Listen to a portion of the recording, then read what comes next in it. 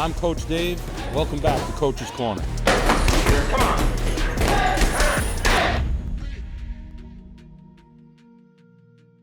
Good evening and welcome to another episode of Coach's Corner. I'm Coach Dave McDonough, and today we got him back. He's back. Getting ready again for another big event. We got Zack Shark Attack Calmus. Welcome back, Zack. Appreciate you coming out. We're about a week out from Sturgis 2, Bare Knuckle event out in Sturgis, South Dakota. Zack Calmus looking for another big knockout after last year's event out there. They brought him back. How's it going, champ?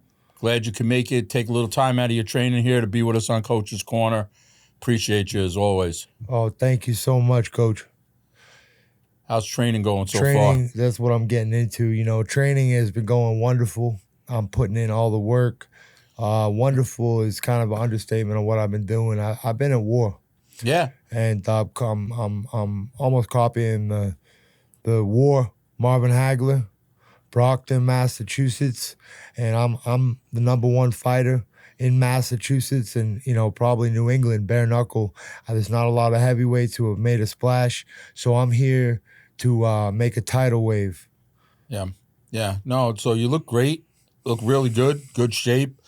You know, you've been putting in the work. We've been talking. We've been working. You're locked in. You're focused. You know, you fought on this event last year, and, you know, I had the honor to be with you and work your corner that fight. And, you know, what a great event out there that Bare Knuckle puts on in Sturgis. It was a madhouse, and you had a first-round knockout out there.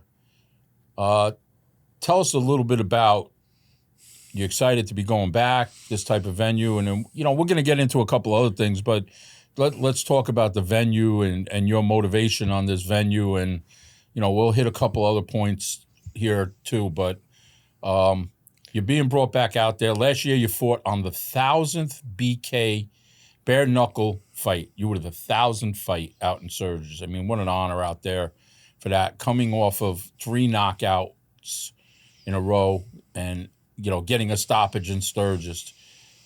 What is the preparation for this event now? What are you working on? I'm staying locked in, focused. The goal is to decimate the opponent, just to destroy him, to run him over. That's what we try to do every time. Bare Knuckle Warriors do it best. Bare Knuckle Fighting Championship is the best. And we are the number one company. We are the number one company for a reason. For the men and women that dedicate their lives to Bare Knuckle Fighting Championship. When you dedicate your life, your soul, and your breath, every living breath is dedicated to Bare Knuckle Fighting Championship. It's more important than anything else in my life. I'm married to the game, and I can tell you right now, when you sit down and you count your blessings, you also got to count the things that you want to preserve. So the number one thing in my life being Bare Knuckle Fighting Championship, it matters more than my friends. It matters more than my family. It matters more than my marriage. So there's nothing at all that matters at all to me but Bare Knuckle Fighting Championship. So when you surround yourself with what you love, you're very happy and you're very alone. So that's where I found myself sitting in my room. I've covered the TVs with sheets because I don't want to be distracted, but I do have photographs on the wall of the good times and the bad times because I need both to know where I'm at. So like now, I've just been pushing myself as hard as physically possible in every aspect. My diet is on point. My sleep is on point. My relationships are on point, every which one of them in every facet. I'm saved my money from my last fight. I haven't even spent a dime. So I'm just on point in every asset. So I just don't see myself losing this fight or dropping a decision because it's not going to go that far. Me and this guy are both bangers. He's a tough guy. So am I. So let's fight and let's do it for Sturgis, South Dakota motorcycle rally, and every biker that I know, and I know a lot of bikers, and I respect you guys. When I see a Harley Davidson on the road, listen, I'm not revving up on you. I'm not doing nothing. I'm trying to let you pass America. I'm trying to preserve the safety of the motorcycle rider.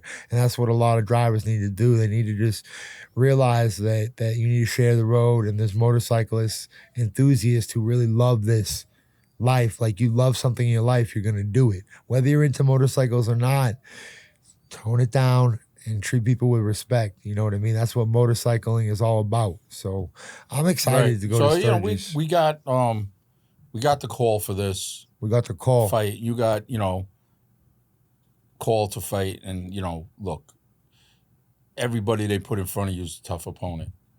Let's rewind a little bit from coming off the win in Sturgis last year.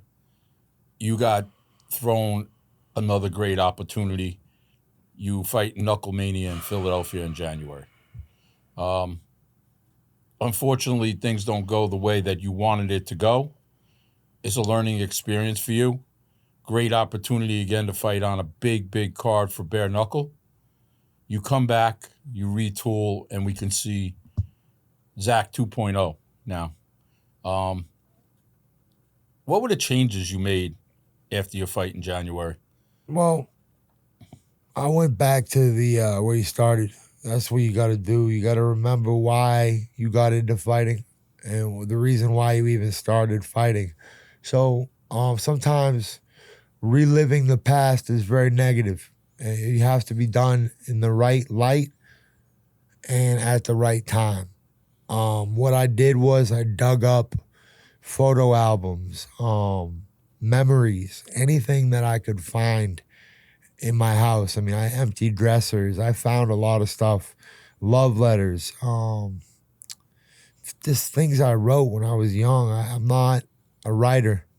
I'm not an artist. But a lot of times in my life, whatever happened, I don't care, good or bad, I just wrote it down so I didn't forget. Because you have a tendency, life gets busy, you forget that things happened on certain dates. So if it was important to me, I wrote it down in the last 10 years. So I got a lot of information about myself, and I'm very proud of some of it, and I'm very unhappy with some of the things that I read, both police reports and stuff that I wrote when I was troubled more. Now, the only thing that came from going from these memories, really going back to that place that doesn't exist anymore, was the realization of how far I've come. I grew up a fat, disabled youth with OCD, ADD. They put all these labels on me. My mother had me on Risperdal, Abilify, Wellbutrin, Xanax, I'm talking about all these crazy drugs. And they made a 15-year-old, 16-year-old, 17-year-old very wild in his brain. Now, when I turned 18, I flushed them all, and I told Mom, I'm not going to these bozo doctors, and I'm not taking any of this medicine because it's hurting me. And my body was going through probably withdrawals at the time that I understand now at 34 that I didn't understand at 24. So I made a lot of mistakes in my 20s that I wouldn't make in my 30s and I won't make at 34. So I guess just going back to that place gave me gratitude for the place that I've came to, and I'm thankful to God that I'm even alive. When reading some of this stuff, talking about an extensive police record, allegedly. I'm talking about life and death situations that I put myself in. Nobody put me there. Right. Nobody put the bottle down my throat. You regenerate this. Nobody drank. You regenerate this look right now to know? where we are today, coming into camp. We're not going to relive January. Hats off to Pat Brady for that night. We move forward, right? He won. That's the goal. Right? That's fight game, right? I can't cry about it. But here it is, as a fighter, right? As a fighter, people, when we talked about it and you got the call saying, look, they're bringing me back. I'm going to get another date with Bare Knuckle. We don't know what it is yet. We're going to start training. Okay, Zack, we're going to start training. When you first came back into the gym, and I hadn't seen you in a while, and look, for people that don't understand one thing right here, Zack Calmus drives almost 4 hours each way to train at Champs Boxing in Danbury, Connecticut. He lives in Gloucester, Massachusetts. So for people who don't think fighters are dedicated or sacrificing, this man is up at 3 o'clock in the morning to be in our gym by 8, 9 o'clock in the morning for training. And that's sparring training. And that's not counting any other training that he's doing on his own. So when I saw you come back into the gym the first time after not being around you, and, you know, we talked, but I really hadn't seen you since the fight. And I was like, wow, Zack, what have you been doing? You came in a different form of Zack than the Zack I knew. You were in shape. Your focus was there. You were ready to start work. And I feel we've had a great camp. Honestly, you've got enough rounds in. You've been putting in the work, your road work. People are telling you you're in shape. You look the best you've been since I've been working with you. How did that come to you? Like, because you 360. I'm just a machine. I'm a fucking animal. My dog died, and I had him for 15 years, my boy King. And that was gut-wrenching for me. He died right in front of me. Like, he had throat cancer, but it was a long struggle through Christmas, and then he breathed his last breath January 2nd. He died right in front of me. His leg did a little wiggle, and it broke my heart. So just burying the dog and going through that, I grew though. So I realized that I could go through hard things. You hit the point on the head, Zack. Going through hard stuff. You hit it right there on the head. Okay, for fighters and athletes, you grew. You grew. Look, sometimes adversity, losses, stuff in our lives that, we can do one or two things. We could stand up or we could lay down. Okay? For fighters to be successful in the sport, they have to grow from wins, losses, adversity, whatever it is, you have to grow. Because if you don't grow, you're going to stay in the same place. And, eventually somebody's going to surpass you and move along.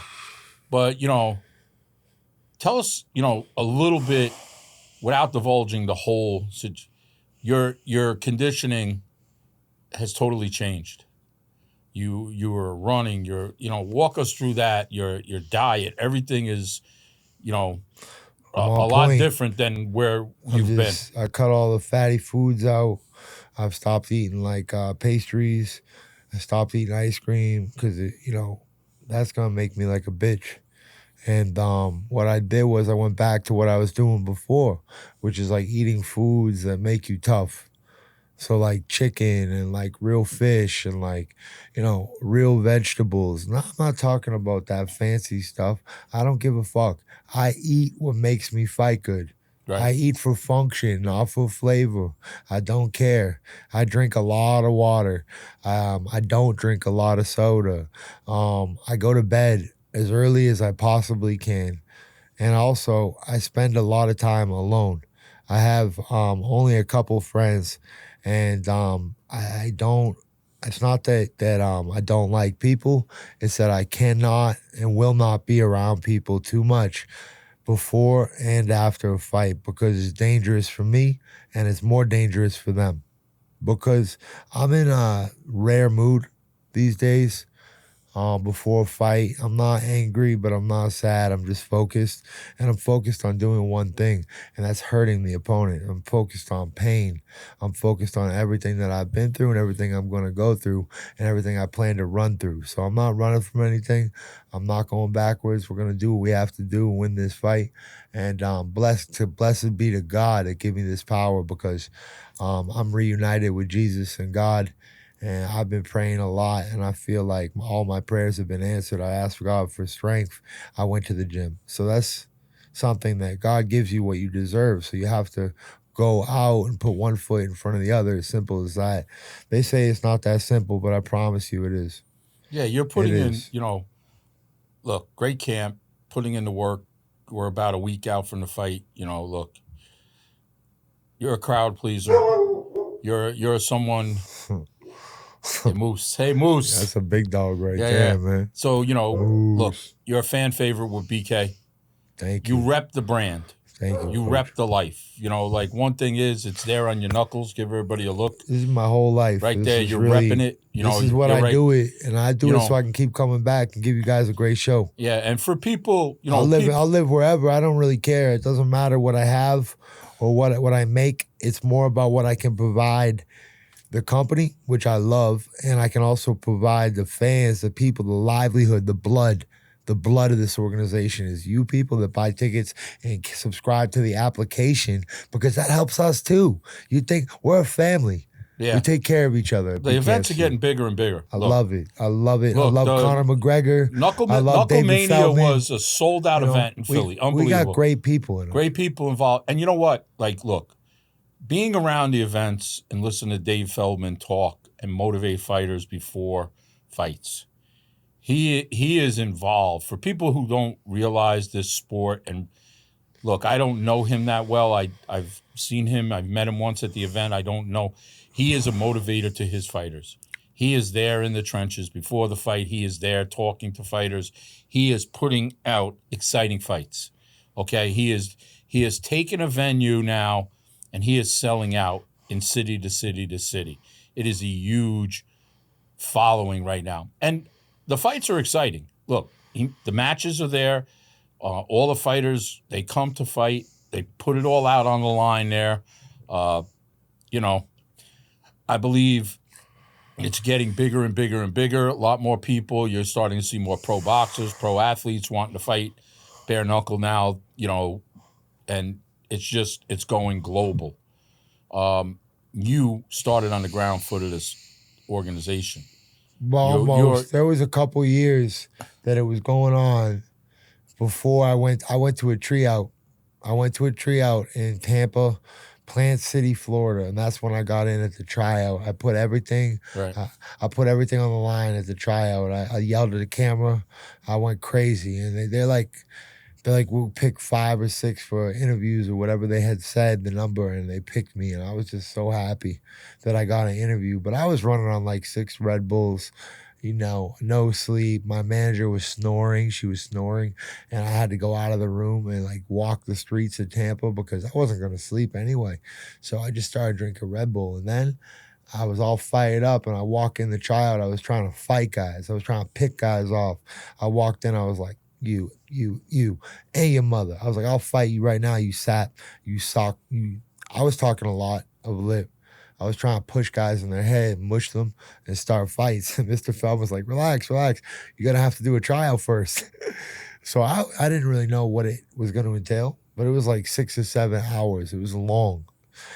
And I sweated through like a lot of shirts. And I had an Austin 316 shirt. That was the only shirt that was left in my bag. So they were picking 5 people, and they walked around and they picked me for an interview. And I was so excited that I got an interview. And I think that I did really well with the interview.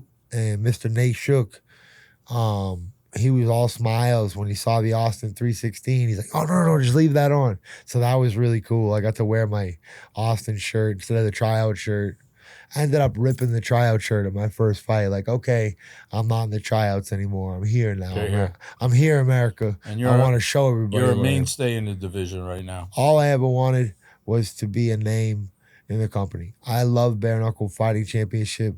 It's my destiny. It's all I care about, like I told you before. So it matters to me more than anything else in my life, sometimes more than my own life. It's bigger than me. You understand? So, you know what? I watch all the fights. I'm the biggest fan of Bare Knuckle Fighting Championship. I've seen every fight, every 1,000 fight. I've seen more than 1,000 Bare Knuckle fights. So if you're in the company, you fought, I've seen you fight. And I spent hours watching fights. You know, we never really talked about this, you and I. Now, you know, I know you had an amateur career as a boxer. You know, you've had some pro fights as a boxer. What led you to bare knuckle? Well, I never asked you this. Like, we've talked about, you know, combat sports and fighting, but what brought you to bare knuckle? What was the thing that said, hey, I'm going to go to the open workout, I'm going to go to the tryout? What brought you there? I'm built for this. Like, I fucking fight guys. Yeah, I understand that, but what was the decision to say, hey, we got, you know, like, look, come on. You It know a wasn't lot. You know a decision. lot of guys in the gym. It We was know a no lot of different decision. guys. It was no decision. Yeah. It was just something that I knew was for me, and then I was for it. I knew I was built for fighting at a young age. I was born the same day as Iron Mike Tyson. Yep. I was born the same day as Iron Mike Tyson. And Iron Mike Tyson is Mike Tyson. He's the greatest fighter that ever lived in my eyes. Okay? I always looked up to Mike Tyson. I have pictures of Iron Mike Tyson all around my house. And I never even knew that we were born the same day until I was older. I was already into boxing, but I found out we were born June 30th. I found that out when I was already into boxing. But I grew up a fat, disabled kid with curly hair the kids made fun of with an IEP. And I have learning disabilities, they say, but I don't see it like that. I see it as advantages because it took me longer, so I had to learn better. And either way, I was very grateful, I guess, when I found out I was born the same day as Mike Tyson. Now, I didn't know I was going to be a fighter. I definitely didn't know about bare knuckle because it wasn't around, but I just put everything into fighting from a young age. I started my first USA boxing match at 17 years old, and I lost 4, 5, 6 fights after that.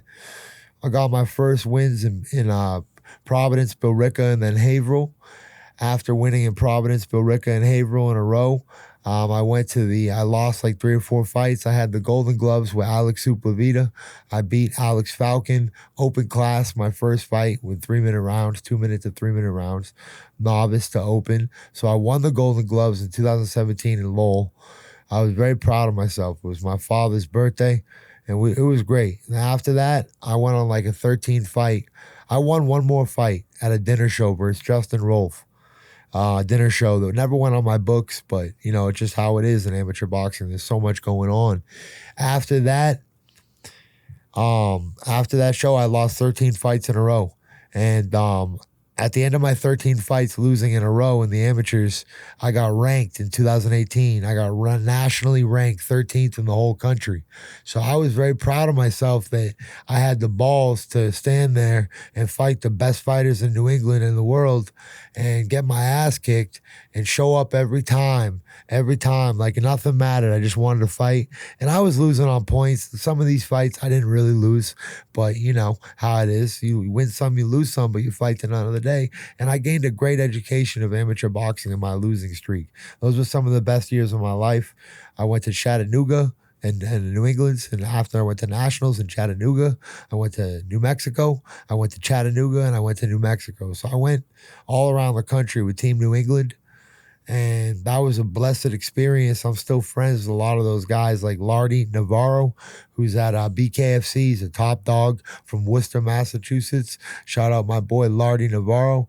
We went to tryouts in Belfast. We got in through the tryouts, and that's my brother. I know him from Team New England. Shout out Alex Suplavita. So we just kept the same thing going, family and tradition in New England. That's all of New England that I love. So I live in Massachusetts, but I love every region just the same. Yeah. I mean, look, great fighters around here. And, for people, like you said, you did not shy away from fighting the best of the best as an amateur. And I mean, even now you work with a lot of pro fighters.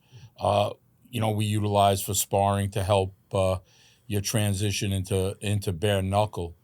What do you see the difference in bare knuckle than boxing? When you made that transition from being a fighter, a boxer, to bare knuckle, what do you see the difference? Fans really like it.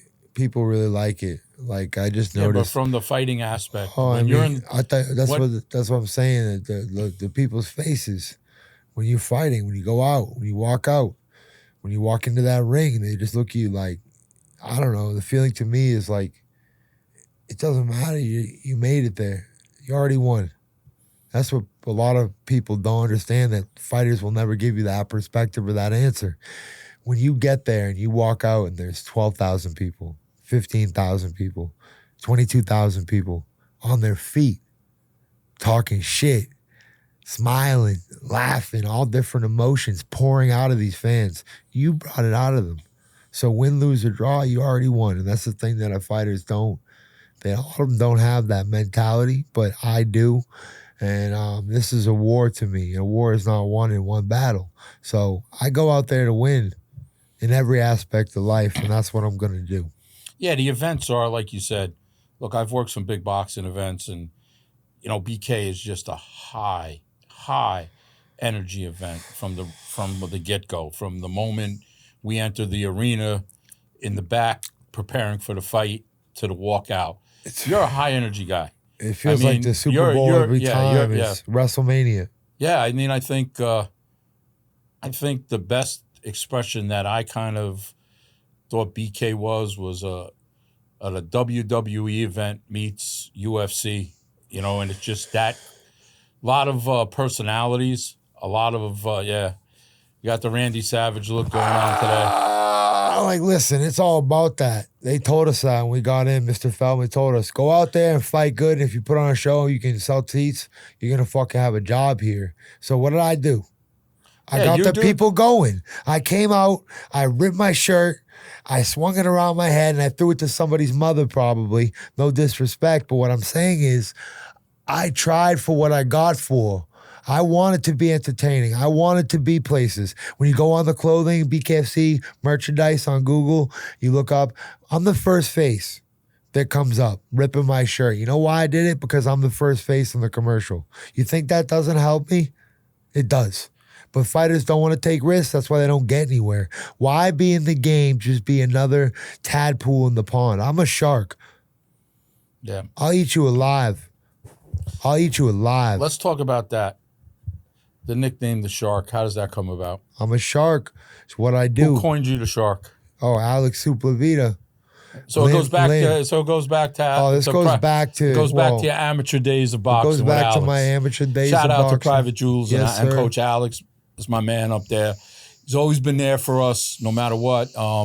Myself and some fighters. Shout out Team New England, but he's the one who coined you the Shark. Alex Suplavita coined me the Shark, and he taught me.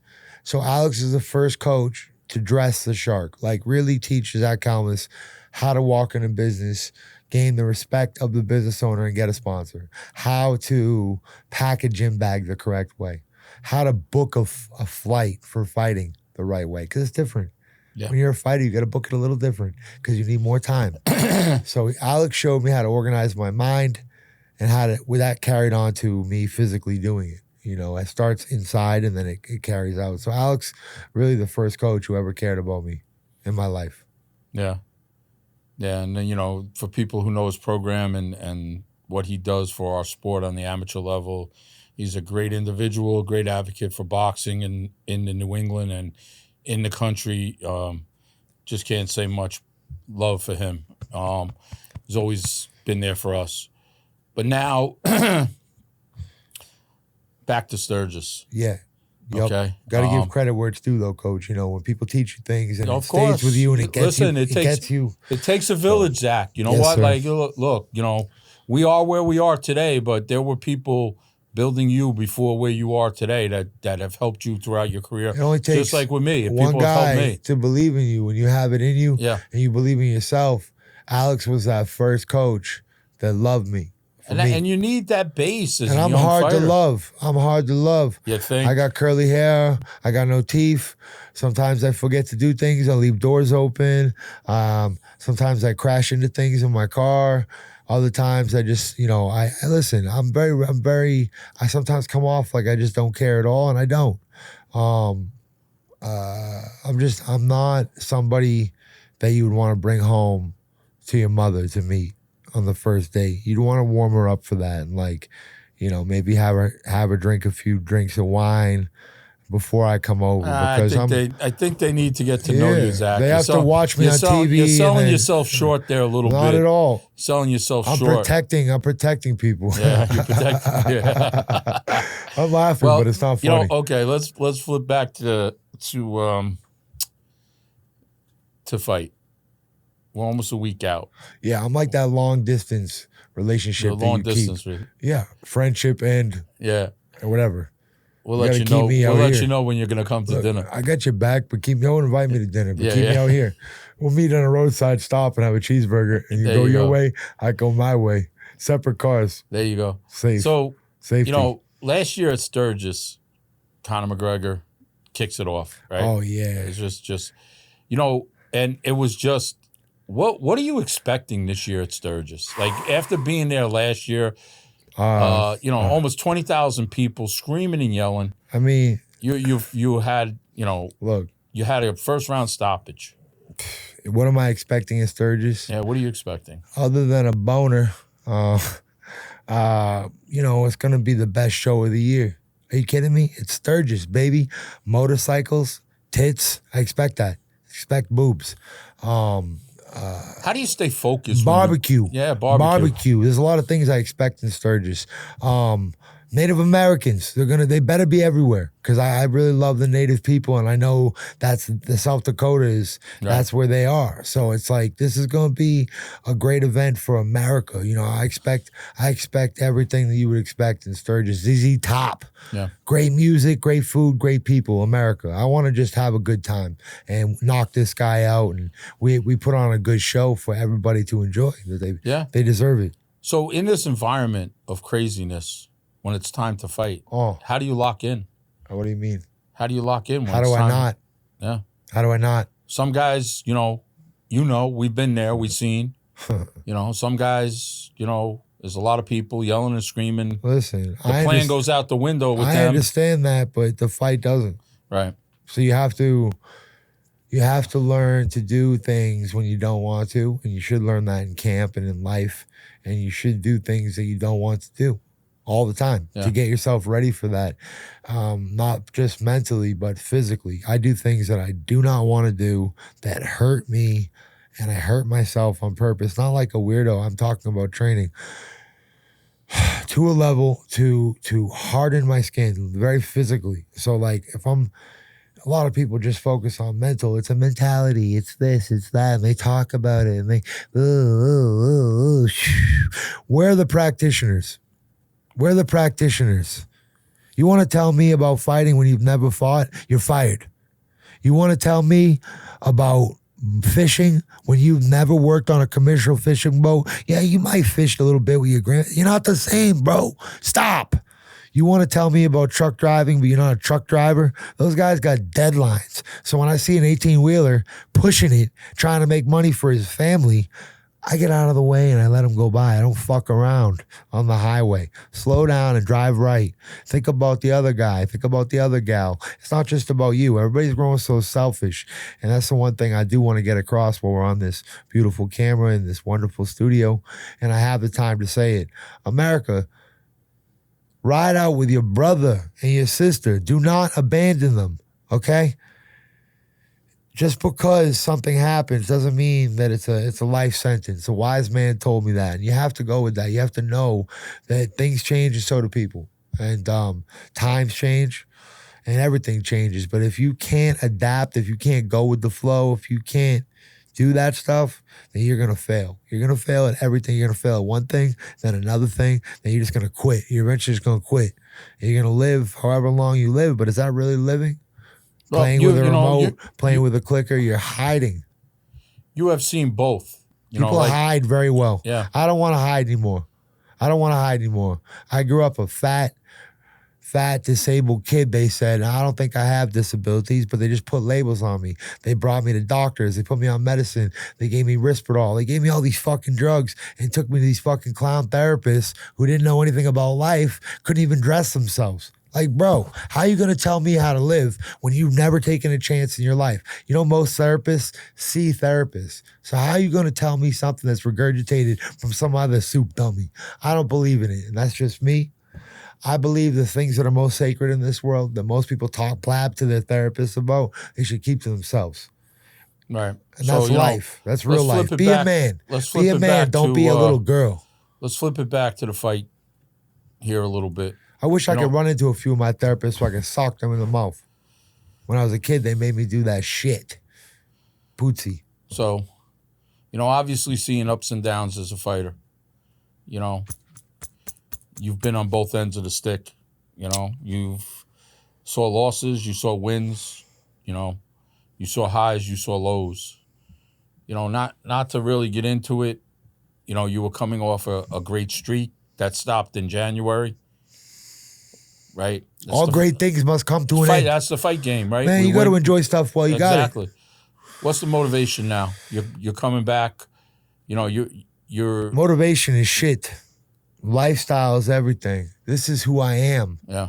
I told you at the beginning of the podcast that I don't give a fuck about anything else but fighting, and that's true.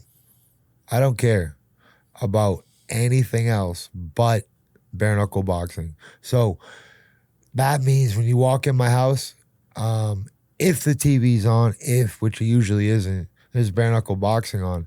Now, if that's not on, I'm not watching it. Right. Now, if you walk into my room, all you see is thousands of pictures from my memories the last 4 or 5 years of fighting. All you see are my teammates. All you see are my coaches. All you see are the venues. All you see. My whole house is destroyed with my fighting gear. I've just turned it into a museum for me to look at. It's all my blood. Speaking of the museum, last weekend you were at the Bare Knuckle Hall of Fame in Belfast. Had a great experience. We were talking about this. One of the best days of my life. You've been there.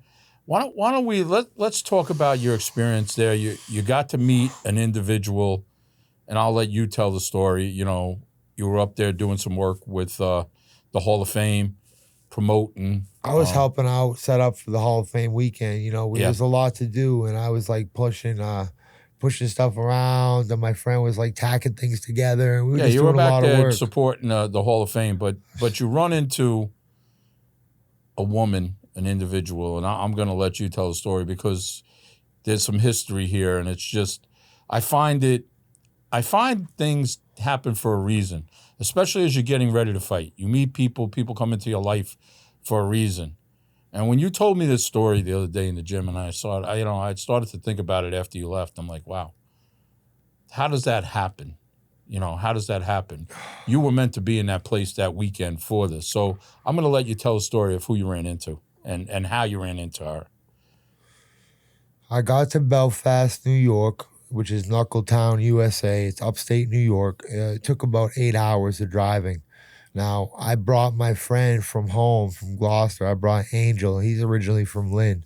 But I brought my brother with me to help with the driving and it's just to enjoy the event. And I brought my dog, Moose, who was gifted to me by my brother, Blake Lacaze. And he's a great friend. He's been my friend for all these years, helping me out in my corner. We love Blake. Coming off a big win. Shout out to Blake Lacaze. Shout out Blake Lacaze and Sparky McDuffie. Monroe Boxing Club, #1. So what we did was we went down there in the car. It was 8 hours. We left at like 1 a.m, late, you know what I mean? Maybe a little earlier, but pretty late. So there was nobody on the road. And we had Moose. He just slept. And I drove the whole 8 hours or whatever, no problem. It was easy. And when we got there, we checked into the hotel in the morning. And, Mr. Scott Burt, the president of the Bare Knuckle Hall of Fame, he's like, Zach, I got somebody for you to meet. You have a moment. I'm like, absolutely, sir. So I have Moose with me, and I gave the dog to Angel to walk, and I went with Mr. Burt, and he said, Mrs. Muhammad Ali's wife is here, and she wants to meet you. So she knows who I am? He said, yeah, she knows who you are. She's seen your fights, Zach. I said, oh, man. So I walked into the little hotel that we stayed at, and I met Mrs. Muhammad Ali. Now, she was a wonderful woman, and I sat down. Well, first thing I did was I went to shake her hand, and she said she didn't give handshakes. She liked to give hugs, and she wrapped me up and gave me a real warm embrace. So that was very special, and that kind of set the tone for how she treats people. And how people like to be treated. So I haven't had a hug like that in a long time. I felt like a mother. She's a good mother, obviously, and a wife, and a wonderful person hugging me. I felt the energy. Energy drives everything. So I sat down. We spoke for a little bit, and the first thing I said to Mrs. Muhammad Ali, because I wanted to get her excited, and I wanted to talk to her. I wanted to gain her respect, so I knew I had to be real. I would never try to fake anything with that woman. You're surrounded with greatness. You're amongst greatness. So I said, Miss Muhammad Ali, the first thing I want to say is it's an honor to meet you. And my favorite fighter growing up, and even now I watch all his fights, was Chuck Wepner. And she went, she got excited right when I said that. She got very excited. And she said, Chuck Wepner. And I don't want to imitate Mrs. Muhammad Ali, but she said, Chuck Wepner, him and my husband put on a wonderful show. That's what she had to say about it. And she said, the biome bleeder, right when I said it. Yeah. I said, Chuck Wepner. She said, the biome bleeder. And then she got very animated with that. It was fun. I was laughing. I was happy that she made a joke because I didn't know how she'd react to that, but it was good. And she told me about how her and her husband put on a wonderful show with him. And she laughed and we laughed. And then we talked a little bit more. And that was wonderful. She signed an autograph for me, to me and the Shark, and she knew exactly who I was. She had seen a lot of my fights. She's got grandchildren who are in, children and grandchildren who are in mixed martial arts professionally and professional sports. So she's got greatness all around her on a regular basis. She is the greatest. And that was wonderful meeting her. That lasted about 20 minutes. I was alone with Miss Muhammad Ali in that room. Mr. Scott Burt went outside because we were bonding so well. He left us alone for about 20, 30 minutes. I lost count. It was so great. I was in a dream. So after that, the night went on, and I was tucking my dog into the car. I was going to sleep in my car. And the woman came down and said, you can stay upstairs in the hotel with your dog, bring him up. So I brought Moose up and he slept with us. That was the first night.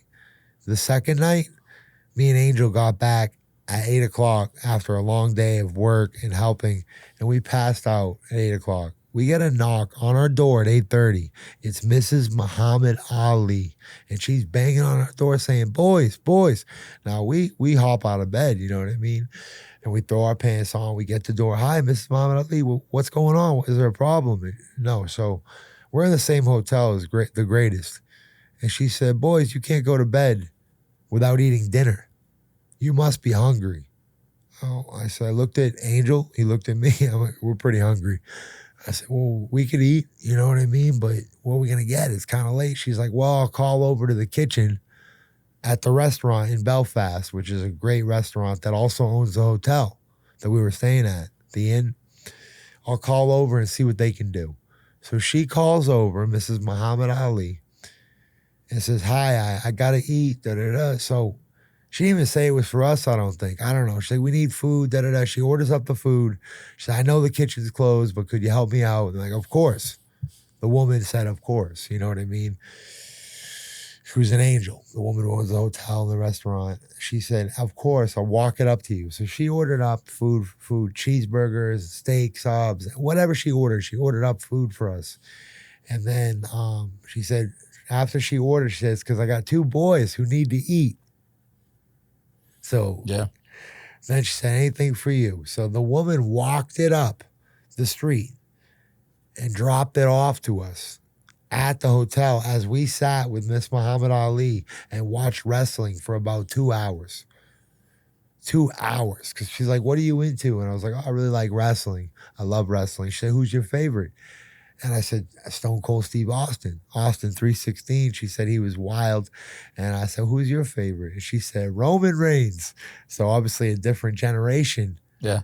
But great wrestler. You know, I love Roman Reigns. So the tribal chief, she was saying the tribal chief. And I was like, well, she's like, she called me down from my room. She's like, where can I get wrestling on this TV? So I said, well, they have it on Netflix and Peacock. And they had both on the TV. So I pulled up Monday Night Raw for her. And we were watching Roman on TV together for about 3 hours, watching wrestling with Mrs. Muhammad Ali. And that was her shit. She loved it. She knew every wrestler. A story for the ages, right there. I mean, that's gonna stay with you. Stay with you for a lifetime, right there. I mean, I was speechless when I went to my room after with Angel the first night when she ordered all that food and we watched wrestling for hours, and we talked about everything. When I went to bed that night, I really looked up at God and said, "Thank you, God, for putting me here at this time in my life, because I needed it more than I could ever know, to be surrounded by somebody so great." Mrs. Muhammad Ali was one of the greatest people I'm sure that I've ever met in my entire life in 34 years. And So you know, meeting her changed my life, and she spent a lot of time I with me think and Angel from talking the to us. aspect of you being so close to the fight, to have somebody walk into your life that way. We were talking fighting, you know and what then I mean? just, her husband being, to me, the greatest of all time fighter. And just to have that, but, once again, we're a week out. Now your camp is over. Great camp. Your conditioning is Beautiful. Probably I'm handsome. Like, I could basically be a stripper. I'm so handsome. You know what I mean? And maybe a plus size. But what I'm saying is that it's noticeably different. My level of intensity. People are noticing. What you have done. You put I'm in the getting work. calls every day from magazines and photo shoots, and I don't know how to even handle it all. All right. Well, you put in the work. Get ready soon to be in Sturgis. I mean, I met Pedro Martinez. That was a rush. That blew my mind because I grew up watching Pedro Martinez, number 45, the greatest. He blew my mind. Yeah. And when he knew who I was, that took me even further. Now that motivation, that's priceless. So now I'm out to meet other people. I want to meet Joey Coco Diaz, my favorite comedian. I love it. I want to meet Lee Syatt from Boston. Come on, baby. Let's go. You know what I'm saying? Well, we might even have some cousins that are connected. You know what I'm saying? I've been to my fair share of bar mitzvah and bat mitzvahs. My dad's Jewish. My mom's Greek Orthodox. So I'm baptized. Jesus, my Lord and Savior. But, I know a few things about a few things. Yeah. What can we expect next Saturday in Sturgis? Knockouts. Let's keep it simple. Knockouts. I mean, that fight ain't going the distance. It's me or him. Yep. It's me or him. I mean, I don't have to be a mathematician to tell people what the fuck's going to happen. Yeah. We're going to come out there and do our absolute best, both of us. And, may the best man win. And that's it. All glory to God. I'm going to keep it simple. We're just going to have a great fucking fight. I'm going to do my best. I love BKFC. I love my job, and I love America. That's kind of all that matters, is that I love my job, I love my life, and I love America. If you got those three things, then you're good. I love God, too. Without tipping the hand, what's the outfit looking like? Because, for people who don't know you and how you fight, there's a lot of thought of what you do behind the mask, the outfit that you wear. Do you want to kind of leave it till the night, or do you want to kind of I'm going big dog status. Okay. Sturgis all day. Motorcycle rally. Just picture me riding in. I'm coming in. I'm dropping in like a Scud missile. Yeah. You're going to find out. Listen, let's keep it simple. So watch the fight. BKFC app. You want to watch the shark eat? Come watch the fight. You're going to see blood. You see my fights. You see my fucking fights, man. You saw my last fight. No one's going to tell me that I'm a bitch. I could take a shot. And I don't barely bleed when I get hit. So whatever, man. Yeah. It doesn't hurt me. If it hurts you, it's your problem.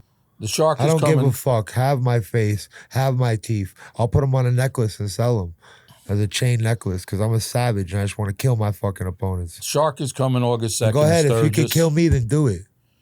Do it. I don't give a fuck. The fight will be on the BKFC app on the Zone. Great card out there, as usual. Going to be a great sold-out event. You could watch it. Don't miss this one. Coming with some fireworks. But tell everybody where we can find you, Zach. We're going to kind of wrap up here. And time to go. Closing time. On the social media, where can we find you? You can find me at Zack Calmus the Shark. Zack Calmus the Shark on Instagram. That's Zack Calmus the Shark at Instagram. You can't miss it, baby. If you want to see what 5 and 3 looks like, 3 fight of the nights, you're looking at the fight of the night champ right now. So I'm the beast of the Northeast, and I'm the best fucking fighter in New England with bare knuckles. And I doubt somebody's gonna be better than me because in New England is mine. I mean the whole fucking region. Look at BoxRec. I'm number 1 in New England. So that's all I've worked for. It's all I live for. That's all I care about. So closing statement. Thank you for tuning into Coach's Corner. Shout out David McDonough, Champs Boxing Gym, and Creative Studios. You guys are the best. And God bless everyone. Appreciate you, Zach. Once again, August 2nd, BKFC, Zack the Shark Calmus coming back to make a statement. You don't want to miss the fireworks here. You can catch it on the app, BKFC app on the Zone.